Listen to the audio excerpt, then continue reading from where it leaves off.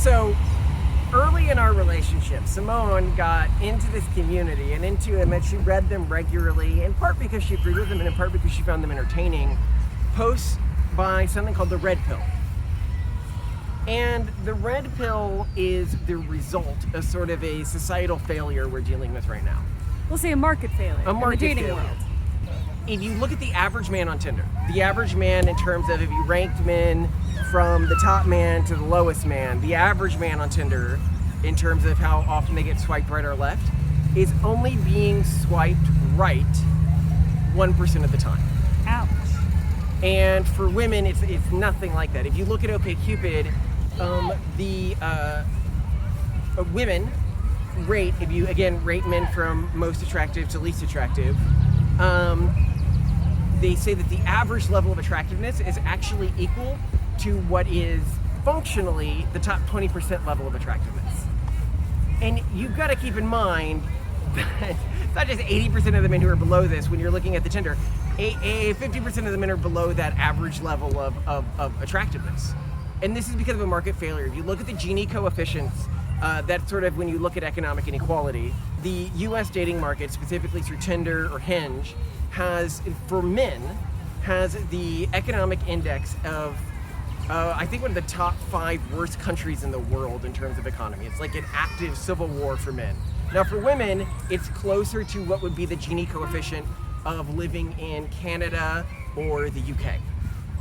So obviously men are much worse off. And speaking of economies and Gini coefficients, that's one of the reasons why I really liked the Red Pill from the beginning, was I'd never really heard about dating or dating dynamics, relationship dynamics discussed in economic terms, in terms of market value, in terms of just fairness and unfairness, and how to win the game. People stripping away all the BS and just saying, okay.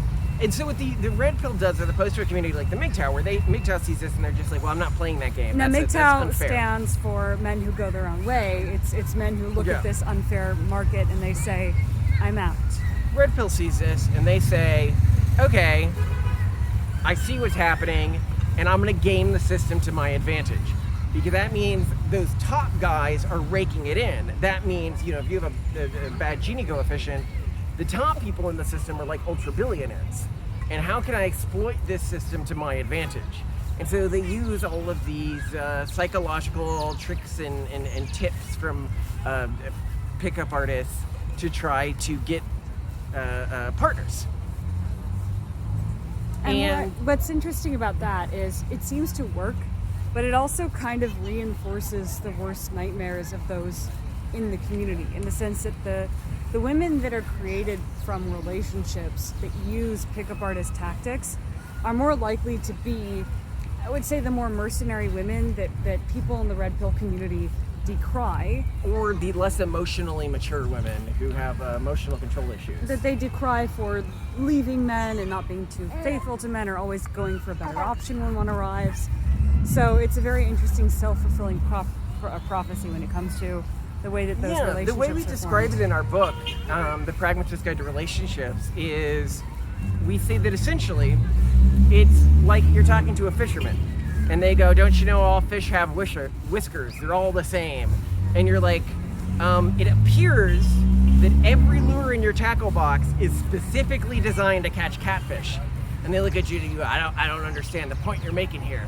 And that's one of the problems. If you use sort of a dominance-based strategy, which is often what the community tells people to use, which is show your core value to your potential partners as being the dominance you can exude in relationships, you're going to have partners constantly test the value that you're claiming to provide, which is dominance.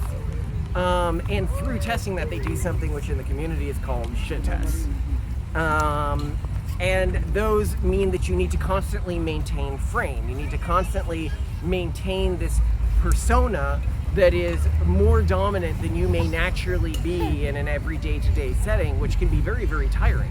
Yeah, I mean, this is taxing because if you're constantly maintaining a dominant posture, that means that to a certain extent you'll never be able to use your relationship like many married couples do, in which you can open up to a partner, trust them, understand that you can confide in them and be vulnerable around them.